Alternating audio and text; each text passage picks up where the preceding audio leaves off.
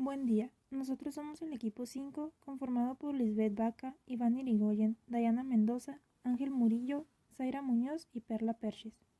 A nosotros nos corresponde exponer acerca del número de Peclet. A lo largo del video definiremos primero qué es el número de Peclet, así como su utilidad, su importancia y su aplicación en la industria.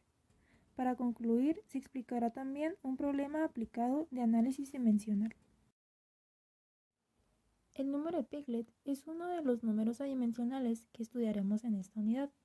Es llamado así en honor al físico y profesor francés Jean Peclet. El número de Peclet se define como la relación entre la tasa de advección de una cantidad física por el flujo de la tasa de difusión, que puede estar en forma de materia o de calor, de la misma cantidad impulsada por un gradiente apropiado. Por eso es muy importante distinguir entre el número de Peclet que se utiliza para la transferencia de masa y el número de Peclet que se utiliza para la transferencia de calor. Para poder contextualizar, hablaremos un poco acerca de cómo se llegó a este número dimensional, haciendo un énfasis en la relación que existe entre flujo materia y flujo calor. Tenemos que la difusión térmica se obtiene del producto del número de Reynolds, el cual es utilizado para caracterizar el movimiento de un fluido, y el número de Prandtl, el cual es proporcional al cociente entre la velocidad de difusión de la viscosidad y la difusividad térmica. Entonces, para la difusión másica, tenemos que se obtiene del producto del número de Reynolds y el número de Schmidt, el cual es el cociente entre la difusión de cantidad de movimiento y la difusión de masa. Como ya mencionaron, el número de Peclet es de gran utilidad para la difusión térmica y la difusión másica. Por eso es importante conocer qué es lo que relaciona este número, pues se basa en los fenómenos de transporte convectivo y difusivo. Por eso es que está relacionado con el número de Prandtl, que también es un número adimensional que es proporcional al cociente entre la velocidad de difusión de la cantidad de momento, es decir, la viscosidad y la difusividad térmica, y con el número de Reynolds, que también es un número adimensional, como bien ya sabemos, que relaciona las fuerzas inerciales y fuerzas viscosas o de rozamiento. Es por esto que el número de Peclet se puede definir fácilmente como el transporte de convección sobre el transporte difusivo. La fórmula es muy sencilla, pues como podemos ver en pantalla, consta de que el número de Peclet es igual a L por V entre D', donde L siendo la longitud característica medida en metros, V vendría siendo la velocidad promedio del fluido medida en metros por segundo y D sería la difusión medida en metros cuadrados sobre segundo. Si hacemos un análisis dimensional, obtenemos que el número de Peclet es totalmente adimensional. Existe otro uso muy importante para el número de Peclet, el cual consiste en la relación del transporte convectivo con el transporte de calor. Es muy importante tener en cuenta que este número no es una constante, ya que depende tanto de la velocidad de campo de flujo y de la longitud del sistema. Por lo tanto, el valor del número variará según el caso. La fórmula sigue siendo muy similar a la anterior, como podemos darnos cuenta, pues consiste en que el número de Peclet es igual a L por V sobre lambda, donde L seguiría siendo la longitud característica, la V sería la velocidad promedio del fluido y lambda vendría representando al transporte de calor. En los problemas de transferencia de calor, el número de Peclet es la relación entre la energía térmica por convección al fluido y la energía térmica conducida dentro del fluido. Es muy importante tener en cuenta que mientras más pequeño sea el número de Peclet, es más importante la conducción. En esta fórmula que aparece en pantalla, la U vendría siendo la velocidad de flujo, la L seguiría siendo la longitud recorrida del fluido y alfa sería la difusividad térmica. El número de Peclet es utilizado para la descripción de ciertos experimentos sobre el flujo laminar de fluidos no newtonianos, recordando que el flujo laminar es aquel que se caracteriza por el movimiento regular de sus partículas, y los fluidos no newtonianos son aquellos cuya viscosidad varía de acuerdo con la temperatura y la velocidad. Durante la transferencia de calor por microcanales, el número de Peclet se relaciona inversamente proporcional con el número de Nulset, cuando corresponde a su relación con el flujo de calor en estados estacionarios. Mientras más fluido de calor exista, más cantidad de líquido será evaporado. Dependiendo del valor del número de Peclet, pueden ocurrir varios tipos de procesos en los microcanales. Si el número de Peclet es pequeño, es decir, menor a 1, y el flujo de calor incrementa en las paredes, puede conducir a la formación de burbujas en los microcanales, al incremento en la velocidad de evaporación y al desarrollo de inestabilidad en el flujo. Si el número de Peclet es mayor a 1, el líquido de evaporación conduce al frente de evaporación. Y en un estado de transición, si el número de Peclet incrementa, el flujo de calor en las paredes se reduce y el número de Nusselt incrementa. De acuerdo a la dispersión de materia o de calor, en los gases, el número de Peclet incrementa linealmente con el número de Reynolds. La difusión molecular incrementa y el número de Peclet se convierte en constante. En los líquidos, el número de Peclet vale aproximadamente la unidad y el efecto en la difusión molecular es prácticamente insignificante. Ya se mencionó anteriormente en repetidas ocasiones que, en mecánica de fluidos, el número de Peclet es utilizado para relacionar la velocidad de advección de una cantidad física por el flujo a la velocidad de difusión. Pero esto nos lleva a que su uso más práctico es para calcular la transferencia de materia y calor. Para la materia tenemos que en los procesos industriales se puede ejemplificar muy claramente con la separación de componentes químicos en las columnas de destilación.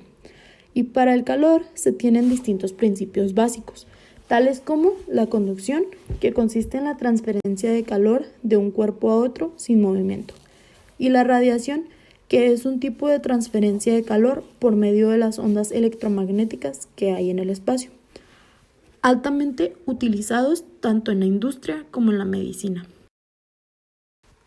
Otro uso común del número es para medir el comportamiento de un reactor químico. En este caso, la fórmula es idéntica al Peclet másico, pero reemplazando el coeficiente de difusión por un coeficiente de dispersión, el cual es un parámetro de correlación. Al efectuar algunos experimentos de estímulo-respuesta y correlacionar los datos de concentración sobre tiempo, se obtiene como parámetro de correlación el número de Peclet. En estos casos, si es menor a 1, da un comportamiento tipo mezcla perfecta, y si es mayor a 100, da un comportamiento tipo flujo pistón. Los números de Peclet intermedios indican un comportamiento no ideal del reactor. Bueno, a continuación, para una mejor comprensión del tema, vamos a explicar el problema en análisis dimensional. Como ya lo explicaron mis compañeros, el número de Peclet relaciona dos fenómenos de transporte, el convectivo y el difusivo. El número de Peclet puede ser utilizado ya sea como el producto del número de Reynolds y el número de Schmidt para difusión másica y como el producto del número de Reynolds y el número de Brandt, que es el que vamos a estar utilizando para la difusión térmica. En este problema de mecánica de fluidos es sobre el calentamiento del bismuto líquido y el problema dice lo siguiente. Por un tubo de acero inoxidable de 5 centímetros de diámetro circulan 4.5 kilogramos sobre segundo de bismuto líquido. El bismuto entra a 415 grados centígrados y se calienta hasta 440 grados centígrados, según pasa por el tubo. Si a lo largo del tubo se mantiene el flujo de calor constante y la temperatura de la pared del tubo es 20 grados centígrados mayor que la temperatura promedio del bismuto, calcúlese la longitud de tubo necesaria para que se efectúe la transferencia de calor. El primer paso para la resolución del problema es encontrar las siguientes propiedades del bismuto a la temperatura media de 427.5 grados centígrados. El primero es la viscosidad, después el calor específico, la conductividad térmica y por último el número de Prandtl. Con los datos obtenidos podemos calcular la transferencia total por medio de la ecuación A, que establece el producto entre el flujo másico, el calor específico y la diferencia de temperaturas. Después calculamos los números de Reynolds y Peclet. en base a la ecuación B que define el número de Reynolds como el producto del diámetro por el flujo másico sobre el área por la viscosidad. Y el número de Peclet también se puede definir como el producto entre el número de Reynolds y el número de Prandtl. A continuación, vamos a utilizar el número de Nusselt para calcular el coeficiente de transferencia de calor, que es H. Como vemos en la ecuación 2, el número de Nusselt es igual a este coeficiente que multiplica a la conductividad térmica, en este caso del bismuto, sobre el diámetro de la tubería. Entonces, nos vamos a basar en la ecuación número 1, que nos pone al número de Nusselt en función del número de Peclet, que ya calculamos anteriormente. Esta ecuación dice que el número de Nusselt es igual a 4.82 más 0.0185 por el número de Peclet elevado al 0.827. Recordemos que ambos números son adimensionales, por lo que en este primer paso no vamos a trabajar con ninguna dimensión, es decir, nuestra dimensión va a ser 1. También es importante decir que esta ecuación solo nos sirve cuando el flujo de calor es constante, como lo es en este caso. Es así como calculamos este coeficiente de transferencia que nos da un resultado de 3.41 watts sobre metro cuadrado por grado centígrado en el caso del sistema internacional. Ya con este coeficiente podemos utilizar la ecuación número 3 para calcular la superficie tal necesaria para esta transferencia de calor. Esta ecuación nos dice que el calor va a ser igual a el coeficiente de transferencia que multiplica a el área de esta superficie por la diferencia de temperatura, que en este caso es de 20 grados centígrados. Entonces, despejando el área, obtenemos que esta superficie es de 0.246 metros cuadrados en unidades del sistema internacional. Por último, vamos a utilizar esta área de la superficie que calculamos para obtener la longitud del tubo necesaria. Si nos basamos en la geometría de un cilindro, sabemos que su superficie, sin tomar en cuenta las caras circulares, es igual a 2pi por el radio por la altura del cilindro. Por lo que en otras palabras, esta área es igual a pi por el diámetro por la longitud. Despejando esta longitud, obtenemos que se necesitan 1.57 metros de esta tubería para hacer esta transferencia de calor que nos piden en el problema.